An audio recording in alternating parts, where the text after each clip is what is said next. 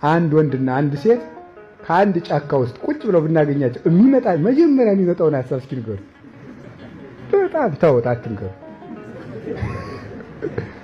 እየተባከሩ ይሆናል፣ እየጸለዩ ይሆናል፣ አሟት ይሆናል፣ ይመጣልና በፍጹም አሃ በቀደም እንትና የነገረኝ እውነት ነው ማለት እንጀምራለን ማለት ነው።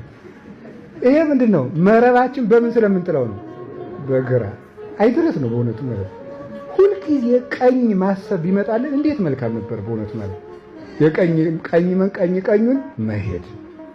እኔ ያስታውሳለሁ አንድ ጊዜ ይሄ ነገር ጽፌዋለሁ። ቅዱስ ላሊበላ ሄጄ ያንን ሳይ መጀመሪያ የሄድኩ ጊዜ ስለደነቀኝ ቀኙን በሚል ርዕስ ጽፌው በኢንተርኔት ሁሉ ለቀውታል።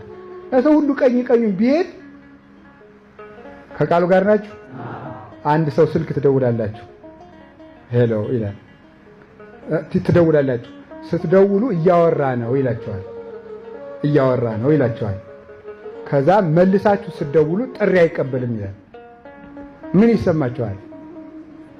አዎ ሌላ ሰው ሲሆን ያወራል። እኔን ሰውን ግን ስለሚጠላኝ ጥሪ አይቀበልም አደረገ። ምናልባት ያንን ሰውዬ አውርቶ እንደጨረሰ ባትሪ ዘግቷል የሚለው ለምን አይመጣልንም?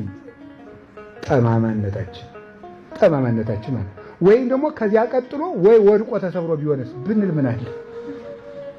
ስለዚህ አሁን ምን ይላል እና እናትና ሚስት የሚያስቡት የተለያየ ነው የሚባለው ለዚህ ነው አይደለም? ከቃሉ ጋር ናችሁ። እናት አቤት ሲገባ ልጅ አልበላም ሲል ምን ይመጣላታል? አሞት ነው ልጅ። ሚስት ደግሞ ምንድነው የምትለው? እዚያች በልቶ ይሆናል ሰውየው። ስለዚህ ምን አለ? እናቴ ካሰበችው አታውለኝ፣ እሷ ካሰበችው ግን አውለኛለ ይባላል። በእውነቱ ሊበላ ማለት ነው። ስለዚህ ምንድነው ጥመት ትዳሩን የሚበጠብጠው ምንድነው? ጥመት ዓለምን ሁሉ የሚያውቀው ምንድነው? ጥመት፣ ጠማማነት። እግዚአብሔር ቅን ልቡና ያድለን። ቅዱስ ዳዊት ምን አለ? ወርትሰ ትሬእዮ ገጾ፣ ቅን ልቡና የእግዚአብሔርን ገጸ ረድኤቱን ታያለች። ቅን ልቡና። በዚህ ነው ገበሬው ሁሉ ወዶ እንዳይመስላችሁ ባይሆን ለስንፍና እያደረግነው ነው እንጂ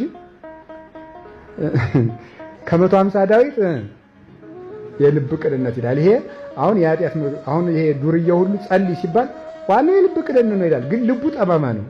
ላለመጸለይ ብቻ ይጠቅሰዋል፣ ግን ተንኮለኛ ነው እኮ። እሺ ቅን ነው ወይ ነው ጥያቄው? አይደለም።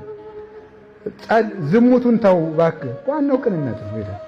እንዲህ ያለ ጥቅስ ደግሞ ያጠፋል።